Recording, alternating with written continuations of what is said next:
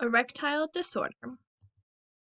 The DSM-5 diagnostic criteria needs at least one of the three following: marked difficulty in obtaining an erection during sexual activity, marked difficulty in maintaining an erection until the completion of sexual activity, and a marked decrease in erectile rigidity.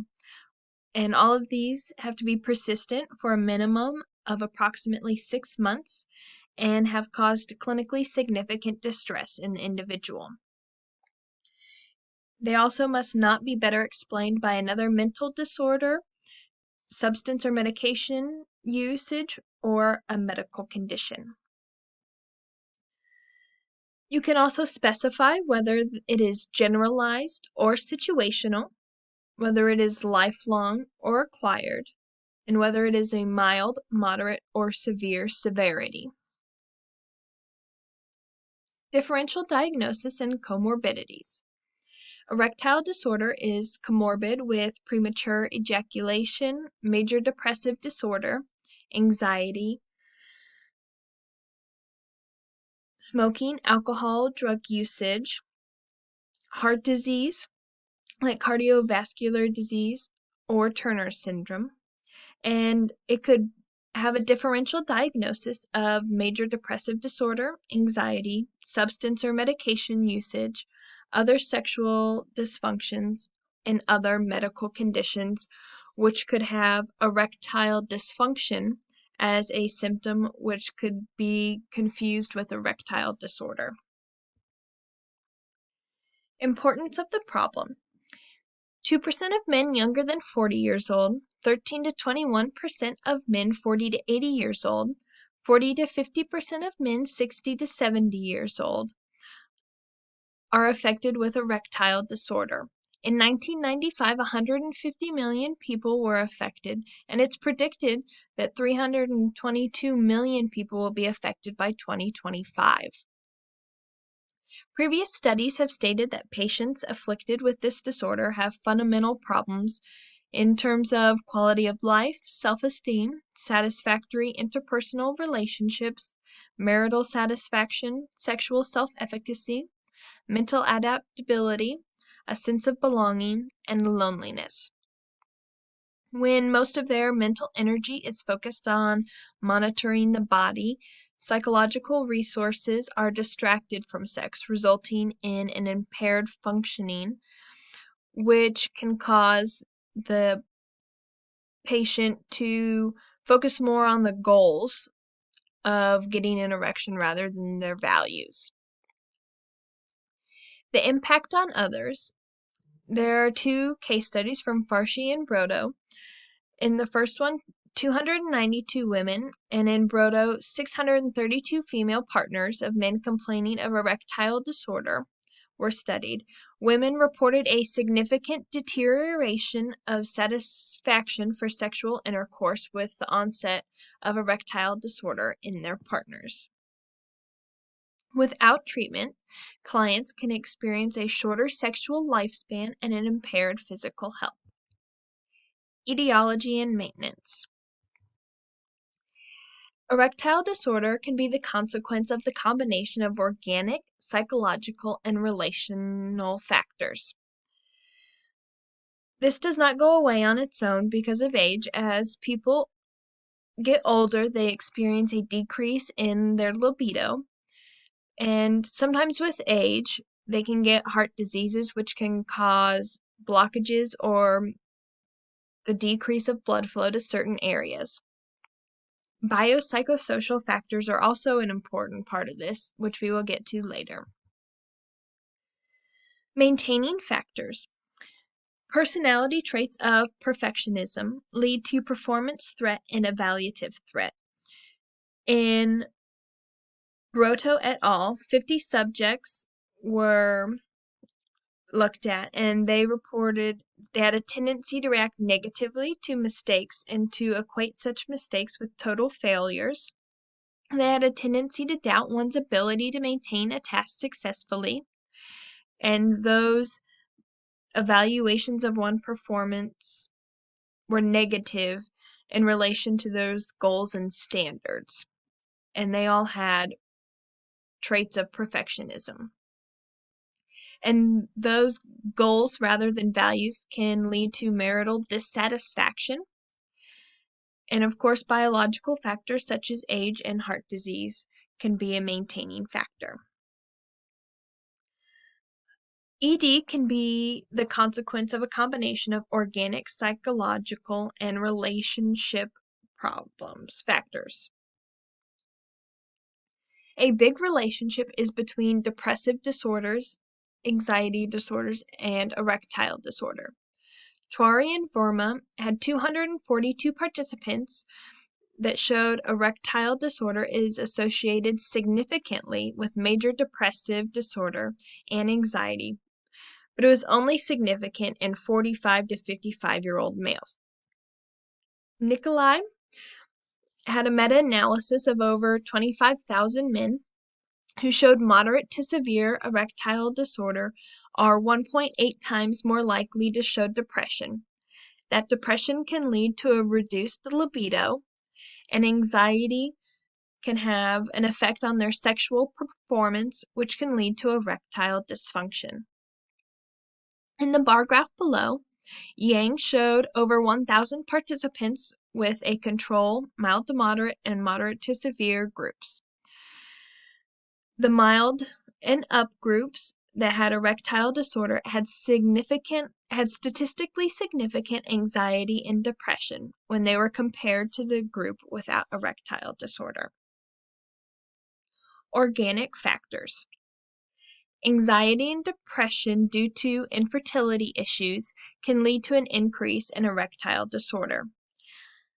Hyper and hypothyroidism, as well as cardiovascular diseases, coronary heart disease, blockages, or small vessels can also be a factor. Those can increase with age, as 40 to 70-year-olds are more likely to experience erectile disorder, as biologically they are at the end of their reproductive careers. Substance use such as alcohol, smoking, long-term use of antipsychotic or psychotropic drugs, and SSRIs can have an effect on erectile dysfunction, which can be a factor of erectile disorder. Psychological and relational factors. Relationship conflicts and troubles can cause the partner to experience a decrease in levels of their sexual activity, which can lead to a less satisfactory relationship, which in turn leads to more relationship conflicts and troubles. So it's just a tunnel that keeps swirling. With that, in abuse victims, penetrative sex can cause an increase in erectile disorder diagnosis.